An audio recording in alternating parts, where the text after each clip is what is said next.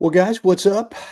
What is going on out there today? Yeah, Brent Abel here at WebTennis.com. Another Wednesday workshop. High noon here in the Pacific time zone, specifically Rancho Mirage, even more specifically Rancho Mirage, California, but more specifically the Mission Hills Country Club. And so two things. Let me know that you can, in the comments area, please let me know that you can hear me okay. You can hear my voice. We got to make sure we got a good audio check going on, number one. And then number two, let me know where you are. Hey, Jeff, thanks for checking in today. Appreciate that. Jeff, give me a thumbs up or a yes. You can hear me okay.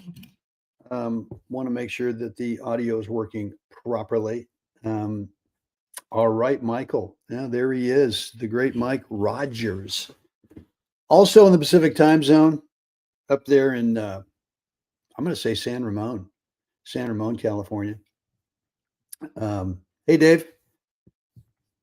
Snowy Loveland. Yeah. So I've got, we have a house we finished up in Steamboat Springs this summer. I've got 4 security cameras outside that I got an app that I can see them in. I mean, yeah, last night the snow removal guys showed up. I guess they show up like the house whenever there's like 4 inches or more snow. They come on by and start removing it, mostly for the propane guys, so that they've got access to fill up the propane when needed. But yeah, so the opposite here in terms of snowy Colorado, we've got another mid 70s degree here today. Next week looks ridiculous. It's probably, I don't know, lowest is like 81 next week for about 7 or 8 days. So kind of the best kept secret. Hey, John, thank you. Best kept secret if you're a tennis fanatic. I know Florida's good, but man, the Southern California desert is not too bad this time of year. And especially if you love 10 of the most beautiful grass tennis courts. I guess Wimbledon's better, but Mission Hills Country Club grass courts are unbelievable. So guys, what we got here for time? I got high noon. Let's give it another 1 minute. I'm going to let folks check in. Hey, Steve. Yeah, the great Steve Moore in Atlanta. Steve, you and I need to schedule. Oh no, don't tell me that the blower guys are out here. You never know. It's kind of a crapshoot around here when the landscape guys are going to show up. But Steve, yeah, we gotta schedule that next session together. We'll do that. We'll do that this afternoon. Hey, Robin, always good. Always good. The good doctor. So, all right, guys. Well, listen, thanks for, I'm going to change the screen here just a little bit. Let's try this. And I think we're ready to go. All right, guys. Well, look, again, Brent Abel here at WebTennis.com, another live Wednesday workshop. We start these at noon most of the time. I know it's only been recently since we kind of re-upped on them, but I'm really hoping to start doing these every Wednesday at noon. I like to go for 30 minutes max. So everyone's got enough time to kind of get in there, spend a little time, but also get out as well. And look, if you've got any questions on what we're working on today, anything that comes up for you that you either really liked, maybe it was a great takeaway for you, or something you don't understand, be sure in the comments area to go ahead and let me know. So look, what we're going to work on today is what I'm calling a different way to think about the mid-court split step. And what I want to help you with today is the same thing that I needed to get help on back in the day, is how do we stop feeling rushed, whether it's singles, whether it's doubles, as we transition after a serve, after an approach shot, maybe even a chip and charge, return to serve, but singles or doubles, how do we start to get really, really comfortable with this transitional shot, which does require a split step. And And so that's what we're going to do today.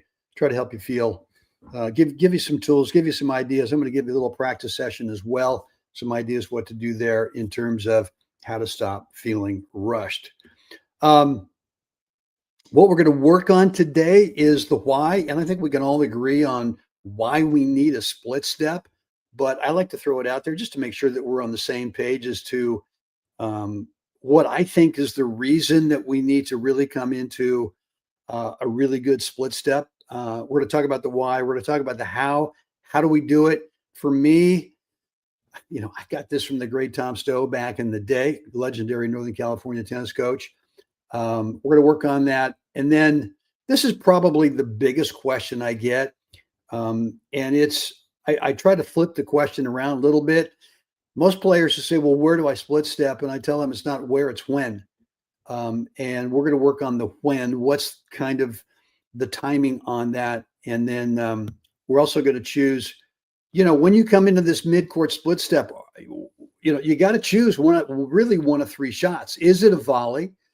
Is it a half volley? Or maybe it's a ball that actually is coming in and you put on the brakes and you let it sit up and then you play an approach shot. And then, of course, like I mentioned before, how are we going to practice this? Because just like anything else in this game, anything we talk about, even if it's minor, even if it's a little epiphany that you get, that aha moment, the epiphany is the start of being able to learn this stuff. It's maybe the first 5%. And I can help you in terms of once you get the epiphany, the aha moment, I can give you direction of what to do, of how to get the end result that you want. But you got to put in some practice reps for sure. So, and I know the video is probably a little bit choppy on this, but this is what we're looking for in doubles is this mid-court split step. And then also in singles as well, if you're going to play serve and volley. But like I said before, you might be playing serve and volley. You might be playing a standard approach shot somewhere during the point, and or maybe it's a chip and charge return to serve where at some point you got to come into a split step mid-court. So, and just a quick announcement here. I think you're going to love this. I've produced a new ebook. It's a PDF. And it, the title is How Do We Stop Feeling Rushed During the Point and Then Making Panicked Errors? And look, I used to do this a lot, right? I mean, I just didn't want to stay in the point, sort of start hyperventilating, wouldn't really be breathing much and just feeling rushed. And sometimes that rush feeling is your opponent. Okay. Maybe they're taking the ball early. Maybe they're getting the ball back to you sooner than you like. But most of the time, it's just sort of self-inflicted where we are rushing ourselves during the point. It could be what we're working on today, but it really could be as well once you start a baseline point. And then we start to make some bonehead panicked errors. And this is going to help you overcome that. Really, I'm going to give you the number one secret to confidently playing calm, repeatable shots. That's going to come out. It's a PDF. You're going to love the single digit price. It is next Monday. So be looking for that in your email next Monday, December 8th. So I know we've got some folks who are new today. They told me that they would be on. And so just a quick little 30-second who I am. As a tournament player for sure, 21 USA gold balls, national USA gold balls in both singles and doubles. 2023, pretty recently, won the World ITF doubles title in Mallorca, Spain, the 75s age group with my good buddy Brian Cheney. Been honored to have been selected to 5 USA World Cup teams, Perth, Australia, Umag, Croatia, also Mallorca as well. And then 1999, right? Founder of WebTennis.com, one of the first tennis online guys. That's a story in itself, but and then 2012 creator of What's the Right Shot, which is really on my YouTube channel, the most popular teaching kind of thing that I've got, right? And so if you've not yet seen that, just go to the YouTube channel. Just go to youtube.com/webtennis and you'll see what we're doing with What's the Right Shot, a different way of teaching tennis. And yeah, 50 plus years of tennis coaching career, tennis director, head pro at several clubs across the U.S. So, look, for me, I wouldn't say I was totally late to the game, but I was never a good junior player. Even though I grew up in Berkeley, California, the Berkeley Tennis Club, and had great role models in terms of tennis players there. I was really a baseball guy, and I did play junior tournaments one year in the 14s. And by the luck of the draw, I had to play this guy, Eric Van Dillen, which for some of you guys who've been around a while, you'll know what that name is. But, I played 3 tournaments, played Van Dillen in the first round every time, 2 years younger, cocky guy walking around. He was in the 12 still. I didn't win a game in 3 matches. Got beat 0-0, 0-0, 0-0 in these junior tournaments. And that was it for me. I just said, this thing sucks. I'm going back to baseball. So that was what I did for my teen years. But I finally, in my mid-20s, I started playing a lot of tennis. And the very first tournament I played, a B-level tournament, played a guy who I practiced with on a regular basis. And, we were decently close. I could win maybe 1 out of every 4 sets in practice. But I, of course, luck of the draw, drew this guy the very first tournament as an adult, just nervous as I could be. Talk about feeling rushed. I mean, it was pathetic. I lost 0-0, maybe in 30 minutes. And I remember getting back in the car and just going, you know what? You got a choice here. What are you going to do? So I decided that choice. I wasn't going to quit. I was going to keep working, and I'm glad I did. So look, what we're working on today is that mid-court split step transitional shot. And I was always told way back in the day that you wanted to avoid no man's land, right? You wanted to stay out of this area where in the right-hand picture there, you see, doubles where I'm split stepping right smack dab in the middle of what's known as no man's land. One of the worst names or naming things for a part of the court, because the reality is we do have to play some shots in there. And look, hey, Casey, thanks, man. I appreciate that. But, and so I was always told no man's land equals bad. You do not want to be in there. You don't want to play, shots in there. And so for me, it was just it became literally serve and I got a volley. It became literally I'm playing a short ball approach shot and I've got to volley the next ball, right? Didn't want to let it bounce. So for me, it was just kind of total chaos moving forward, pretty much out of control, really had that hyperventilating kind of rushed feeling as I was trying to get up inside that service line. But yeah, I got real lucky, got together with Tom Stowe and a legendary Northern California tennis coach. And he just gave me permission to play a shot within no man's land. And the reason he said that is because, look, in the end here, Mr. Abel, kid, really wasn't that much Mr. Abel, was more kid. But he just told me, look, being able to approach, being able to play up at net, it is so much more fun to play the game of tennis that way than you just being stuck back behind the baseline and just kind of pushing the ball around and not doing much. So, he just kind of freed me up to say, look, we're going to get you up to net because it's more fun to play that way, but I'm going to show you how to do it so that you don't feel rushed, that you don't feel panicked. And so let's start into the why.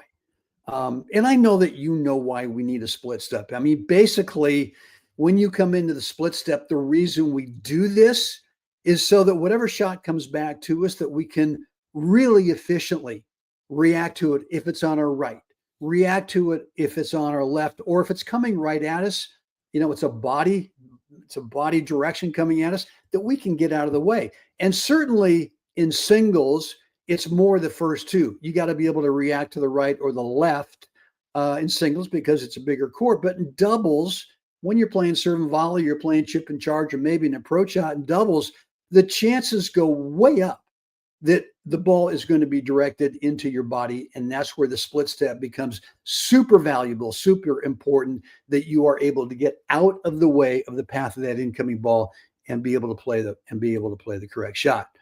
And look, when you come in, especially in singles, you can realistically only cover 80% of the court. And really, that's fine. You can't cover 100%. And I know that a lot of players, they think, well, if I stay back, I can cover more court, until you get an opponent up there that realizes, okay, well, I'm just going to drop shot you to death.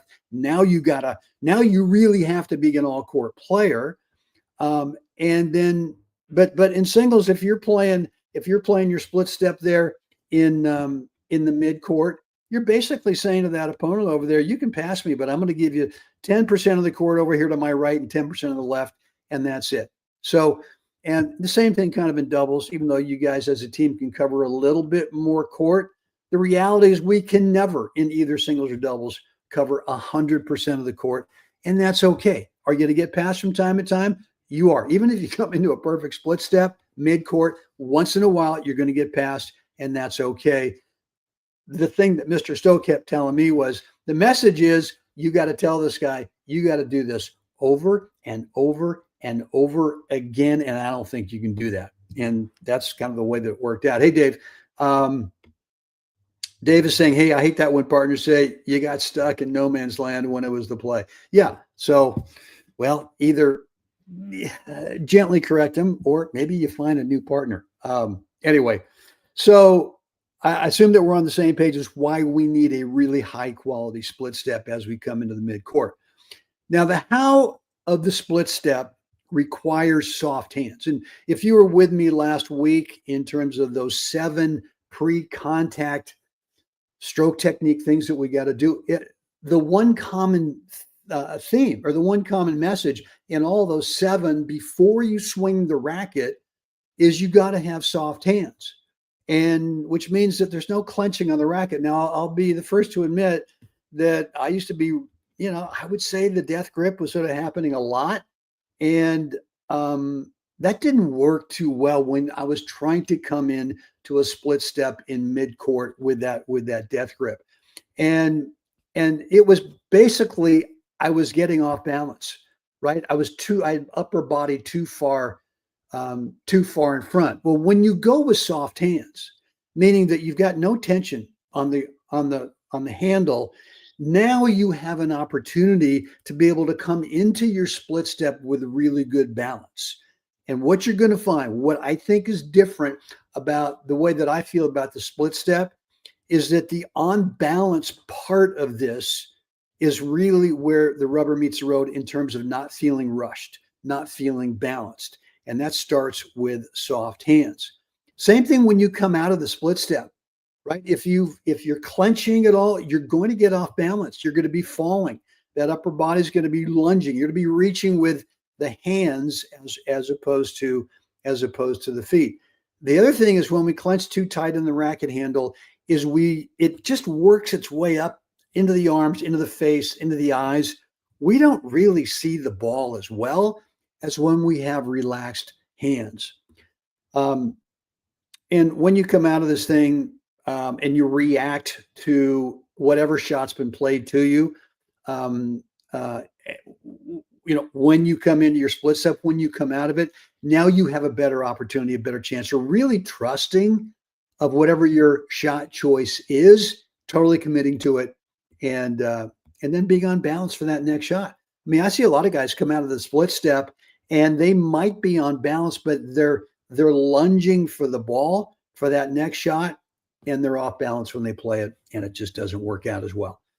So here's something to think about. And this is something that I used to do. This was a mistake that I made, and Mr. Stowe really sort of pointed this out to me and helped me with this, in that our split step, the quality of our split step really starts, let's say, for example, it's with the serve, right? You're decided in singles or doubles, you're going to play serve and volley, or it could be the approach shot, or it could be the chip and charge with that return to serve. But let's say, for example, that you are playing serve and volley. And what happens here is that if we're a little nervous about the split step, about playing a mid-court shot, whether it's a volley, a half volley, maybe it's that approach shot, we tend to rush to get through the end part of our serve. And what ends up happening is we sort of jackknife at the waist. We get our upper body ahead of our natural balance posture. And so what happens is we're kind of falling, right? We end up cutting off the last part of the serve by trying to get ready too soon to get into the forward movement to see if maybe this will be the time I won't have to split step in the midcourt. Maybe this will be the time that I can get all the way up the service line, or maybe inside of the service line to play the next shot. And what happens is you just come out of the serve too early. So when you do that, when you, just like we talked about before, when you get your upper body ahead of everything, what happens is that you don't see the ball as well. When you're off balance, the first thing that your eyes try to do is try to find a stationary object out there in the landscape. And a moving tennis ball is not a stationary object. You might come out of it and you might look down at the court, you might look at the net, or you might look at something, but you've taken your eyes off of the ball. And now what happens is, not only do you not see just before that opponent makes contact with a return, but you don't see the ball coming off the racket as quickly as we need to. So really what we've got to start doing is working on the finish of our serve. And you can exaggerate this for a while, just stay up on it longer. And what you're going to discover is that when you come out of it, you're going to come out of it on balance. You're not going to be any slower getting into that split step position that you want. And you're going to hit a higher quality serve. You're going to come out of it on balance. You're going to play you're going to then go into a much better balanced split step. And yeah, just the timing of it, right? When do we want to split step? Where do we want to split step? If we cut off the serve prematurely, the timing, it just is not right. And the whole thing, we just start to rush, and it just gets really messy. So we need to completely finish our serve without pulling our head down too soon, right? So that when we come out of that service motion, totally on balance, so we clearly see the ball and time an on balance split step. All right. So, I think this is the one, this is the question about the split step that I get the most, especially when you're transitioning forward, whether it's in a serve, could be an approach, could be that chip and charge return. Everyone says, well, where do I split step? And I used to think, okay, well, there was a certain spot on the court where I would have to split step. I'd get there, and the next thing you know is I'd be waiting for the guy to hit the ball, right? The guy hadn't hit the ball yet. And so I was waiting there, and now I sort of lost that athletic, not sure what the word is, what the term is, but when you come into that split step, that feeling of being able to really then come out of it as you recognize, the ball's to your right, ball's to your left, ball's right at your body, get out of the way. But sometimes I'd get to that spot, that where spot, and find out that I'm waiting too long. I've lost that momentum. Or I would keep running to the spot, and now the ball was already on me. So what I discovered, and this might be a little different, but I decided it's more when. It's more when is that opponent over there either about to make contact or has already made contact. And for me, the way that I look at it, in a general rule of thumb, you have to tinker with this a little bit because everyone reacts differently, right? But here's my feeling, is the where of the split step is determined by when they make contact with your shot, whether it's a serve, whether it's, approach, whatever. But the closer you are to them, geometrically, the closer you are, if you're going to draw into, so the closer meaning that, let's say that returner over there, if you're playing serve and volley, they like to play inside the baseline. Maybe they like to play a good 3-4 feet inside the baseline to return serve. Okay, you're going to have to split step sooner than if they are the type of player that plays back. Maybe they want to return serve and play 3 to 4 feet behind the baseline. Well, then you get to split step later, right? Because there's no point in split stepping really early. You're just going to be hanging out there waiting to see what happens, right? So the timing of your split step is determined by when they are either about to make contact, which is when they're closer to you, right? Or I feel like I can split step if they're further away, that I can split step later. I don't have to. I know that the general rule of thumb is just as they make contact, go into your split step. All right. But again, that might work. That might work somewhere in between. They're close to you or they're far away. Okay, I get it. That's fine. But it can't be the general rule of thumb, because if they're right there next to you, if they're pretty close, right? Next thing you know is you split step right when they make contact, and it's actually too late on the split step. The ball's on you. Or they're, 3, 4, 5 feet behind the baseline, and you split step as they make contact. And the next thing you know is you're hanging out, you're waiting, and you kind of lost that athletic momentum of moving through this a bit of moving through the split step. So look, this you're going to have to tinker with.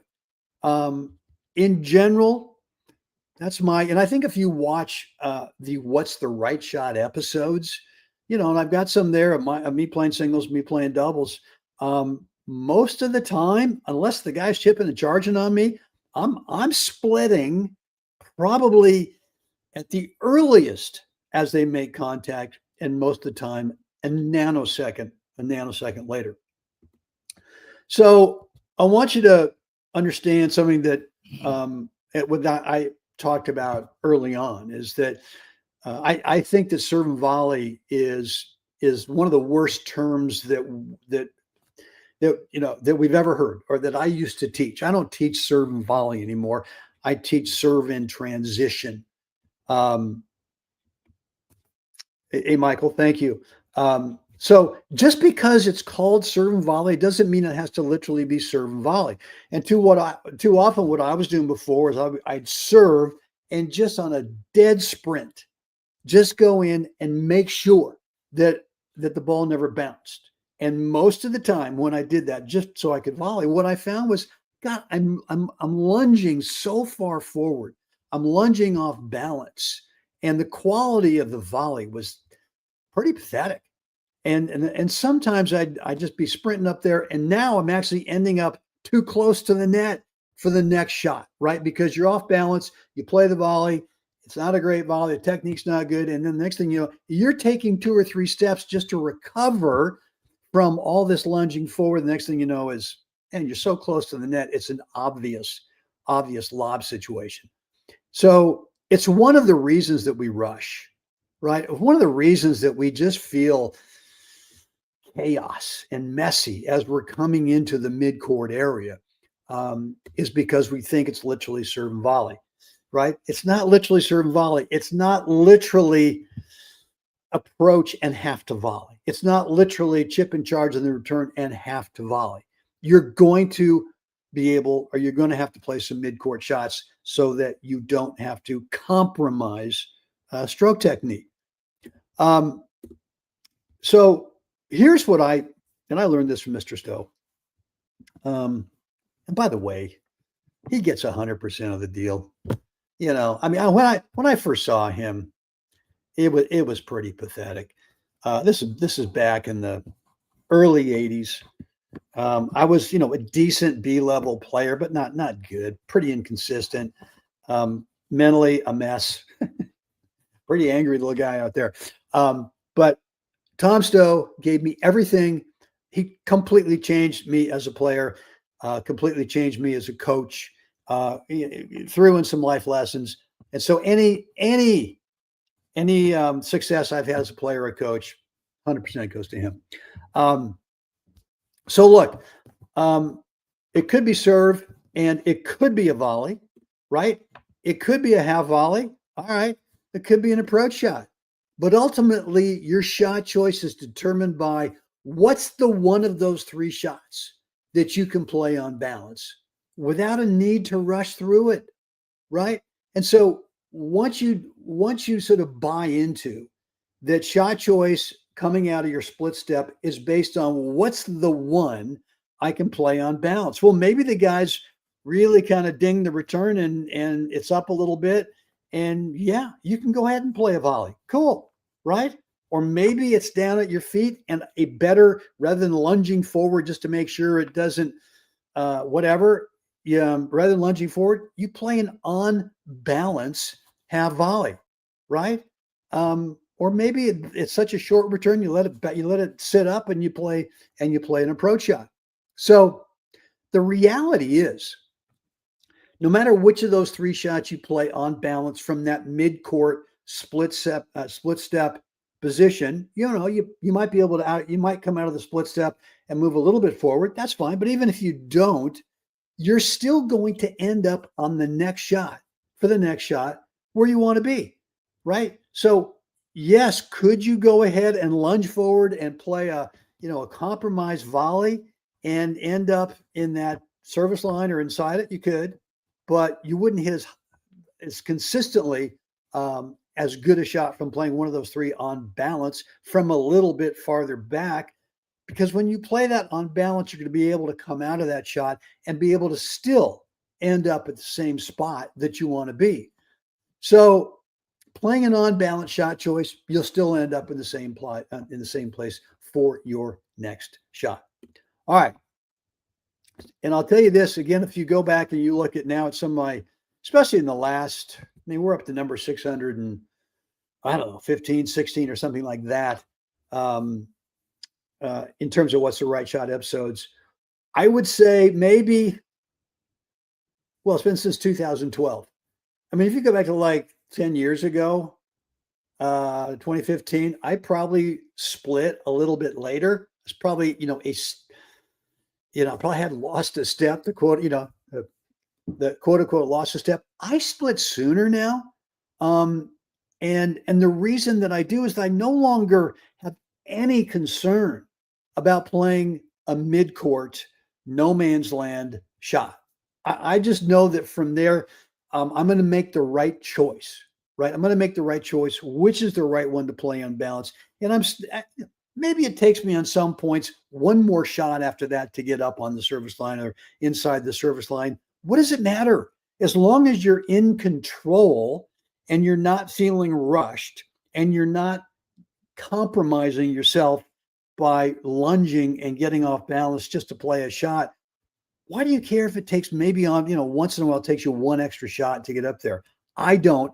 I certainly don't anymore. And I found out that it just works fine.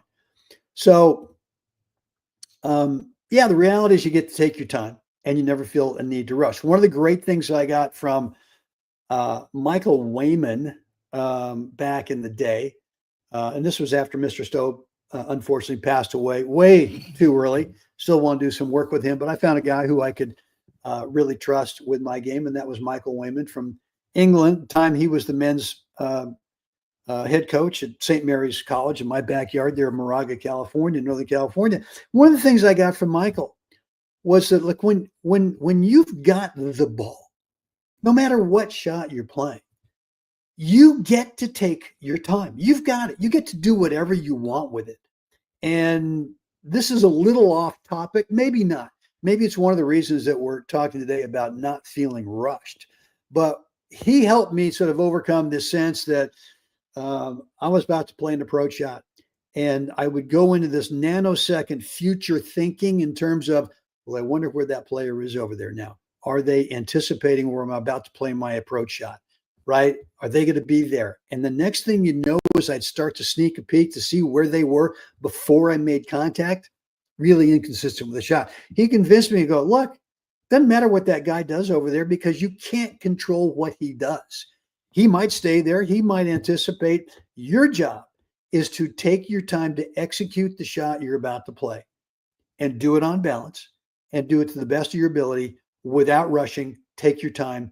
And you're going to find, even if the guy guesses and anticipates, a higher quality ball from you is really what you're looking at. You're going to win more points. You're going to make a lot fewer errors.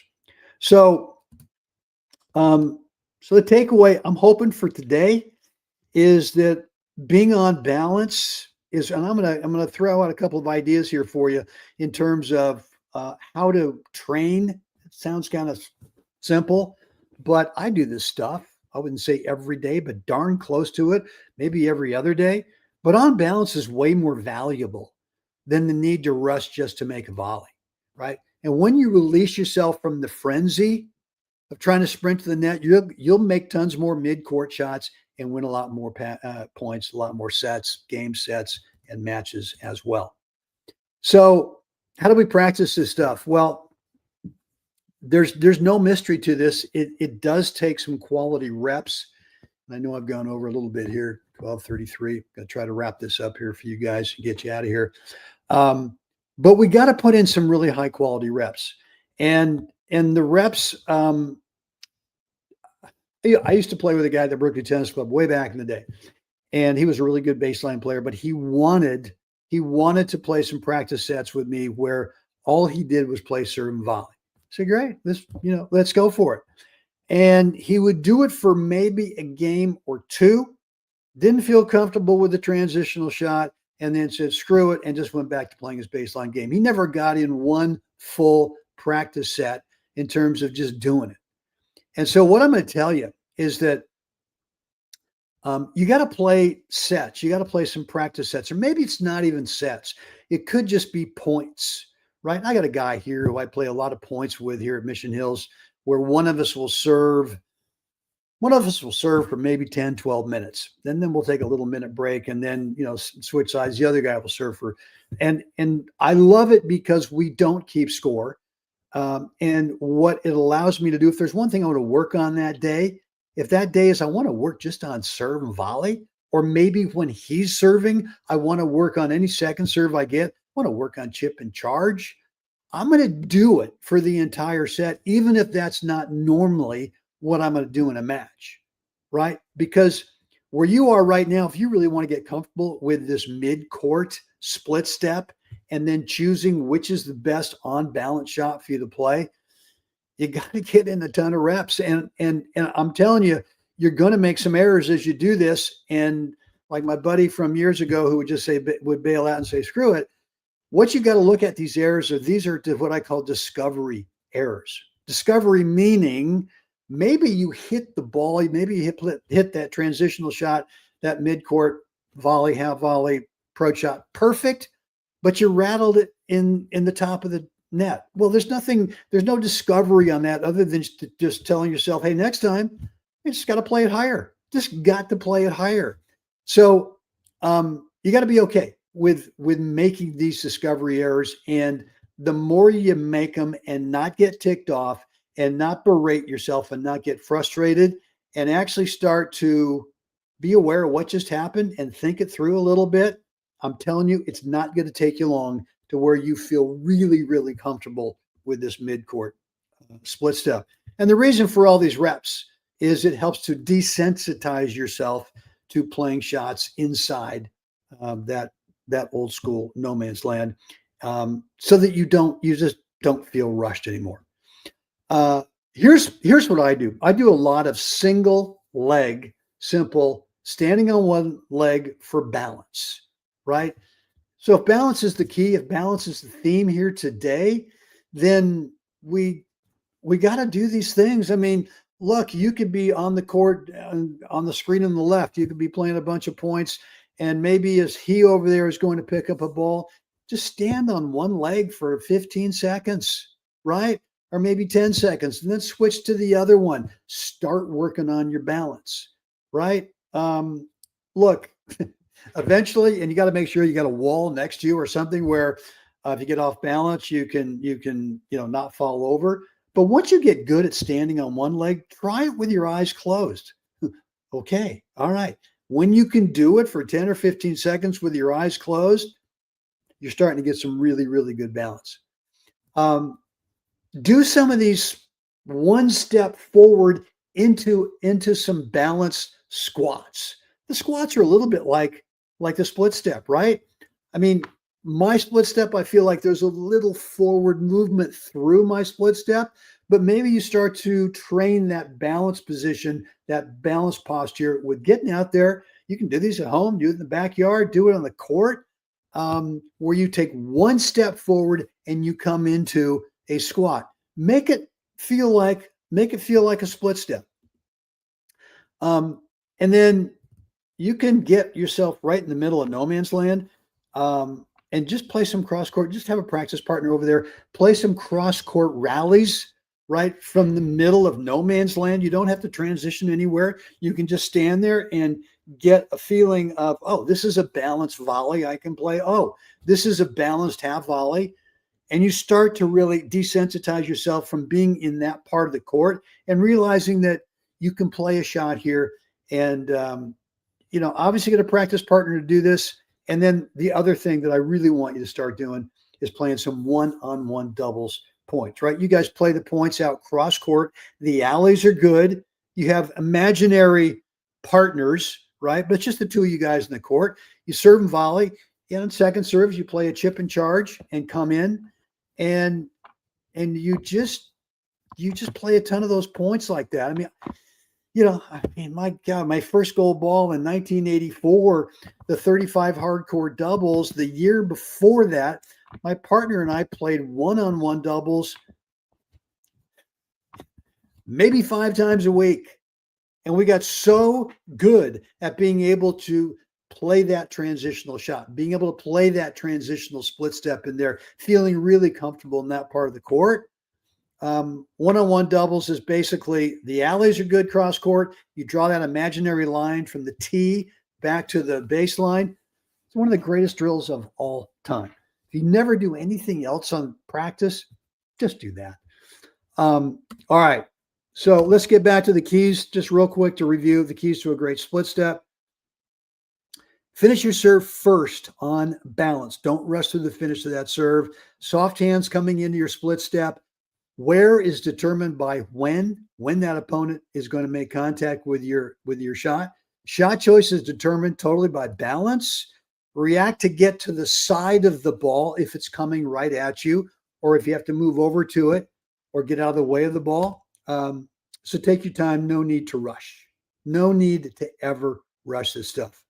So look, I want to hear from you down below in the comments area. What's on your mind? Any one takeaway today that you really kind of went, oh, okay, that sounds pretty cool. I want to try that. Anything that maybe you've been thinking about that got validated today, let me know in the comments area. Or any other questions, maybe something just isn't clear. Let me know. And yeah, next Monday, like I said before, I do have a new ebook. It's a PDF coming out. It's a short little 14-pager. And what I'm going to help you with is how do we stop feeling rushed in points? Maybe you're back in the baseline, whatever it is. But typically what happens is players feel a little anxious, a little anxiety, start to not breathe in points, get a little hyperventilating going. I used to do this. They start trying to end the point too soon before you really have an offensive opportunity. You're not allowing your opponent over there to be able to really contribute to you winning points because you're trying to end the point too soon. I really want to help you get rid of that, eliminate that feeling. And what I've got for you is there's one, I'm calling it a physical mindset. I know that makes no sense, but there's something physically, and it's not about being, I'm not talking about being in great shape, but it's something physically we have to do during points so that we don't feel rushed. And Casey, where to get your ebook? I'll let you know next Monday. I'll shoot out an email. So make sure that you're on my email list. If you're not, go over to go over to WebTennis. Well, you can just go to WebTennis.com and just drop in a first name email address. You'll get on my email list, and then next Monday, I will go ahead and send it out. Let me go back to the comments here. Yeah, Dave, I think we addressed that. Casey, yeah. Thank you, man. Appreciate that. Tom Stowe and the Great Van Dillon story. Okay, Michael. Steve, this makes me feel better. I used to think I had to get to the service line on serve and volley. Well, you don't. Unfortunately, that's been the message forever. And you've probably got, and I know you play mostly, you're playing mostly doubles. Unfortunately, We have doubles partners out there who aren't dealing with the reality, and all they've heard is the same message. Oh man, you got to get up the service line. Well, okay, how? How am I doing that? Right? I'm 65 years, whatever the age is.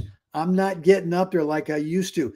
Maybe when you were younger, and I'm saying younger, maybe under 35 years old, and you played a good topspin second serve, and that guy played pretty far back behind the baseline.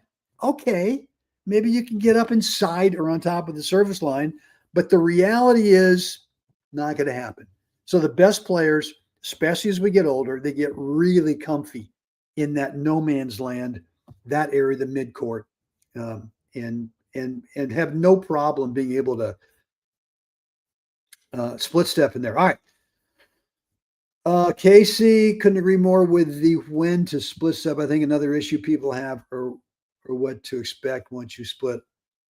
I was taught to expect a little ball because it's easier to pop up for. Okay, man, I'm not feeling this, Casey. I'm not reading this right. I'm sorry. Okay, Casey, I'm sorry, man. Reword that for me.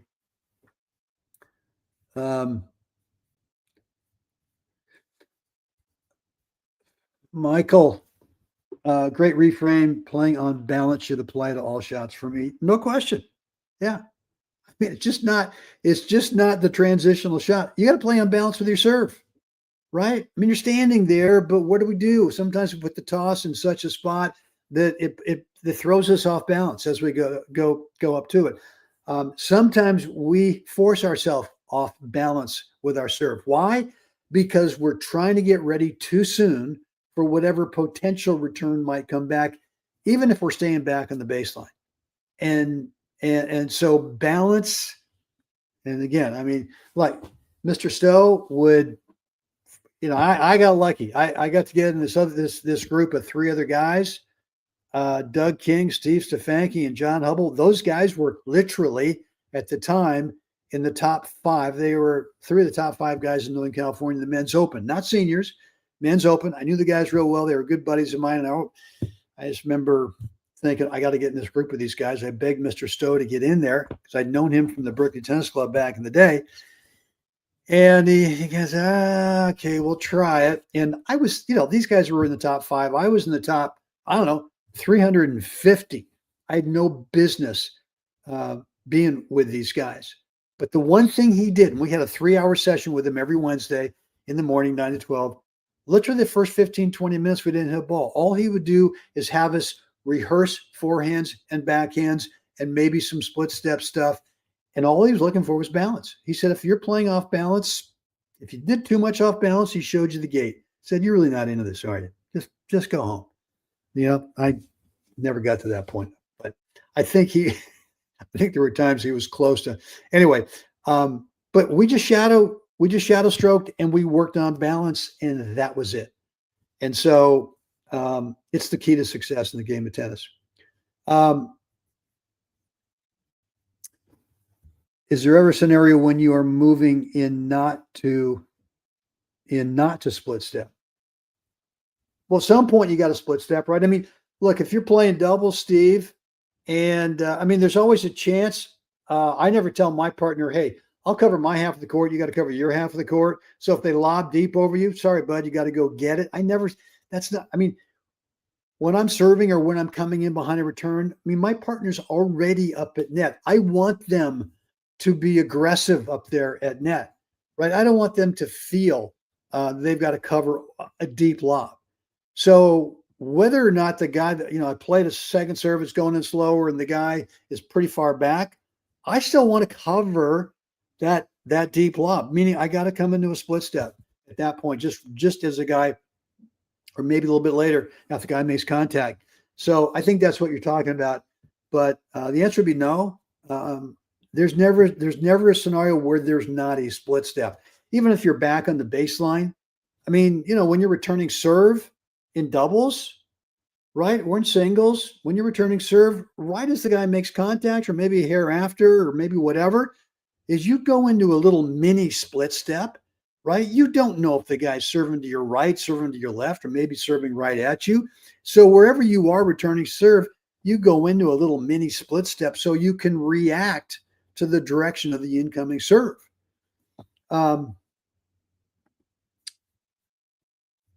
Okay, where are we here? All right. All right, KC. Enjoy this. Hunt said, enjoy this. What resonated was that practicing doubles points with our partners is important and necessary to get comfortable with the transitional shots. Yeah, it's just the greatest drill. This cross court one-on-one doubles is spectacular. You have to play serve and volley, right? If you're the returner, you don't have to on that first. I mean, if I'm playing against someone who doesn't serve that great, okay, I'm going to try it in the first return, try to come in, but I'm always going to play a chip and charge in the second one for sure. I'm going to practice that. Glad that resonated. Casey, after you determine the split step, do you typically, as a default, expect a low ball at your feet because it's easier to pop up? So much spin on balls, they tend to dip low versus expecting to take the first ball out of the air. God, it's really opponent dependent. I mean, I've got guys who love to just unload on the ball, right? I mean, the smart ones want to get it down at your feet because they want to involve their. And if we're talking about doubles, they want to involve their partner.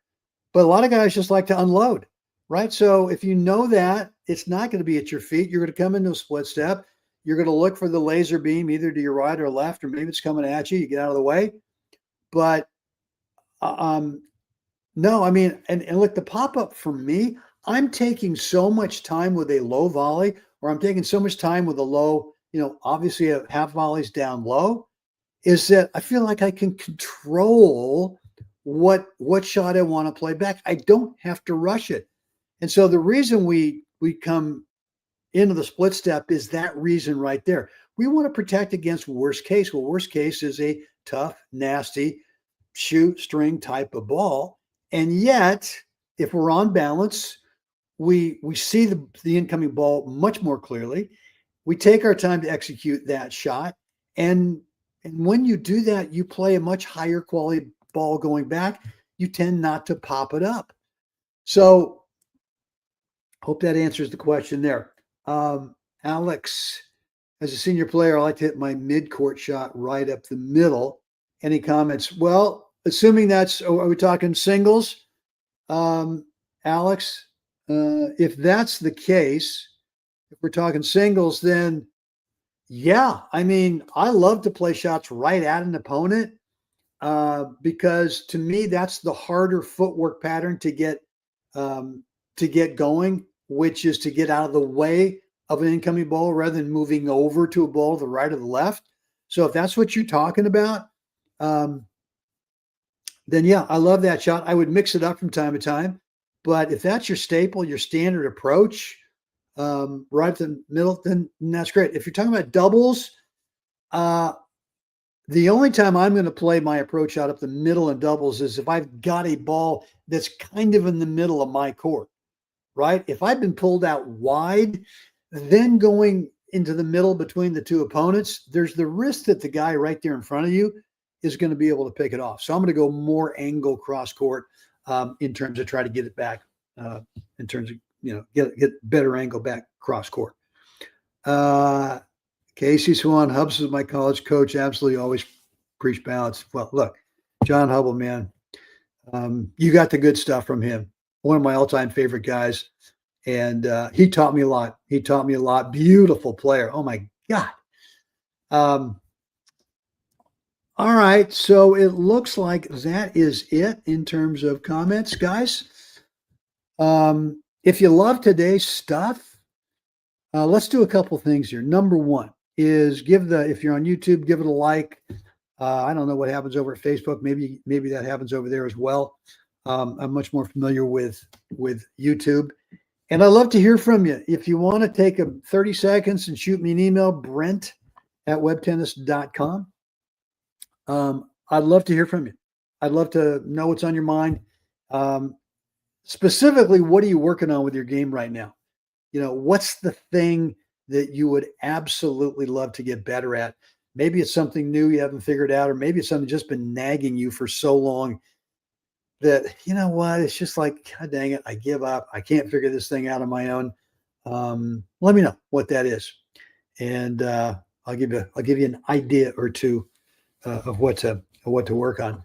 And then look, two more announcements here. And guys, you're welcome, by the way. Thanks, Steve. Thank you, John. Two more announcements. The Wilson World Tennis Classic, which used to be over here at the Mission Hills Country Club in Rancho Mirage, Southern California. It is the largest tournament, the largest senior tournament, certainly in the U.S., over 700 players. And if you're looking for a great tournament this winter, wherever you are, maybe you're in the snow somewhere, out in the cold, if you're looking for a great tournament to come to, we've now got it back here at Mission Hills this year. It was over at Shadow Mountain, which was okay, but not nearly as good as a venue as here at Mission Hills Country Club. We've got it back. That is the last week of January. If you're looking for a great tournament to start, to level 2, there are some top players, but there are also other players that are just trying to get back into it, trying to learn. And so if you want some more information about that, let me know. It's here. Like I said, Southern California, Rancho Mirage, right here, my home club, the Mission Hills Country Club. Just shoot me an email, let me know. I'll give you some more information on it. And then thing 2 is this hat right here. Actually, is a demo hat that we're trying to figure out for this year's or next year's 2026 Pacific Coast Senior Tournament at the Berkeley Tennis Club, world famous Berkeley Tennis Club, 1906. I've been a life member there. Literally, when I was born, mom and dad were members. So I've been a member since 1948, lifetime member. It's a second home to me. Greatest place in the world. I just, anyway. But anyway, that's another level 2 tournament. And we have taken it the last few years, we've elevated it from kind of a ho-hum, sleepy little tournament to we've won Tournament of the Year the last 2 years in Northern California.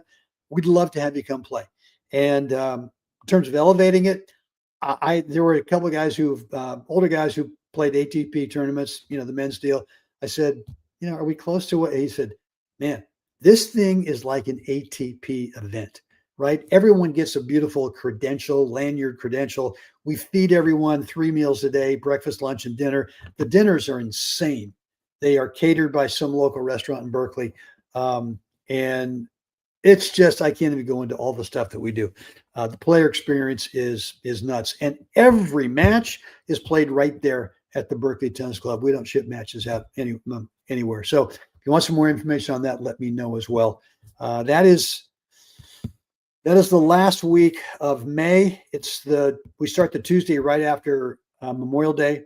And it's great. It's a great event. All right, guys. This is fun. I love doing this stuff, as you know. So I will see you again next time. And as always, come on. We got to get out there. Got to help someone else have a spectacular day. 12:56. Wow. All right. Talk to you guys later. We got to get out there, help someone else have a great day. See you guys later.